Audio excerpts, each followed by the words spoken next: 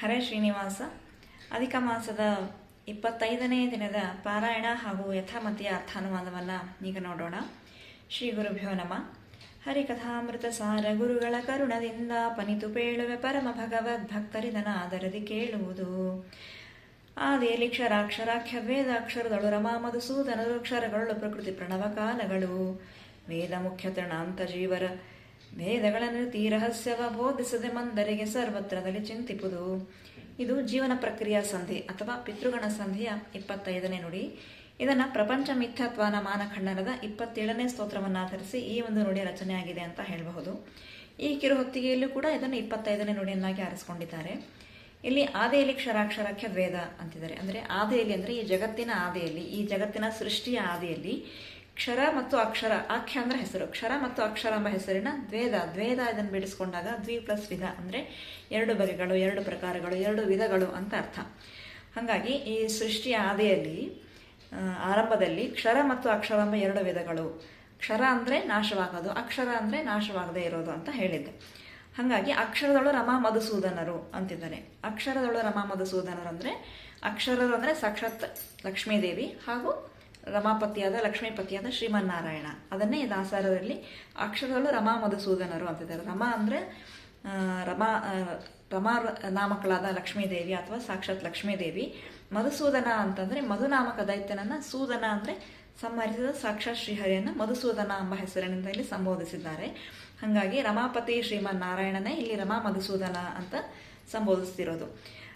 ಅಕ್ಷರದಳು ಅಂದರೆ ನಾಶವಾಗದೇ ಇರೋರು ಅಂದರೆ ಲಕ್ಷ್ಮೀದೇವಿ ಹಾಗೂ ಲಕ್ಷ್ಮೀಪತಿಯಾದ ರಮಾಪತಿಯಾದ ನಾರಾಯಣ ಶ್ರೀಮನ್ನಾರಾಯಣನೇ ಮಧುಸೂದನ ಎಂಬ ಹೆಸರಿನಿಂದ ಇಲ್ಲಿ ದಾಸರರು ತಗೊಂಡಿರುವಾಗ ಅಕ್ಷರಗಳು ರಮಾ ಮಧುಸೂದನರು ಅಂತ ಹೇಳ್ತಾ, ಕ್ಷರಗಳು ಪ್ರಕೃತಿ ಪ್ರಣವ ಕಾಲಗಳು. ಕ್ಷರ ಅಂದರೆ ನಾಶವಾಗೋದು.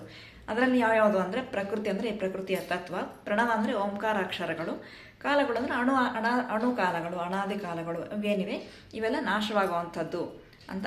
ಪ್ರಳಯ ಕಾಲದಲ್ಲಿ ಪ್ರಕೃತಿ, ಓಂಕಾರ, ಕಾಲ ಇವೆಲ್ಲವೂ ನಾಶವಾಗಿ ಹೋಗ್ತವೆ.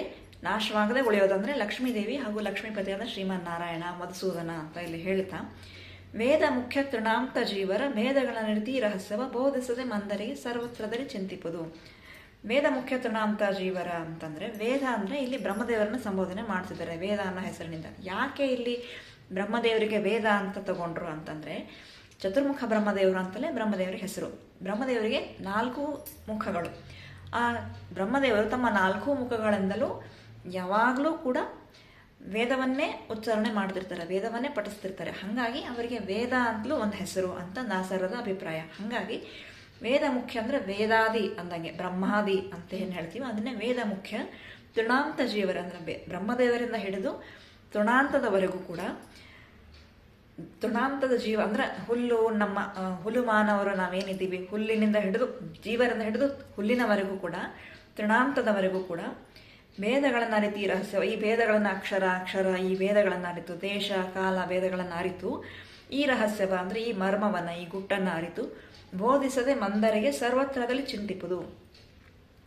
ಅಂದರೆ ಮಂದಮತಿಗಳಿಗೆ, ಜಡಮತಿಗಳಿಗೆ ಈ ಮರ್ಮವನ್ನು ಬೋಧಿಸದೆ, ಅಂದರೆ ಅವರಿಗೆ ಬೋಧಿಸಿದ್ರು ಅವರಿಗೆ ಅರ್ಥವಾಗೋದಿಲ್ಲ. ಹಾಗಾಗಿ ಅವರಿಗೆ ಬೋಧಿಸದೆ, ಮಂದಮತಿಗಳಿಗೆ ಜಡಮತಿಗಳಿಗೆ ಈ ಮರ್ಮವನ್ನು ಬೋಧಿಸದೆ ಸರ್ವತ್ರದಲ್ಲಿ ಚಿಂತಿಪುದು ಅಂದರೆ ಸದಾ ಕಾಲದಲ್ಲಿ ಸರ್ವತ್ರದಲ್ಲಿ ಚಿಂತನೆ ಮಾಡಬೇಕು ಅನ್ನೋ ಒಂದು ಸುಂದರ ಸಾರಾಂಶವನ್ನು ದಾಸರರು ಈ ಒಂದು ನುಡಿಯಲ್ಲಿ ಇರಿಸಿದ್ದಾರೆ ಅಂತ ಹೇಳ್ತಾ ಈ ದಿನದ ಯಥಾಮತಿಯ ಭಾವಾನುವಾದವನ್ನು ಮುಗಿಸ್ತಾ ಇದ್ದೀನಿ.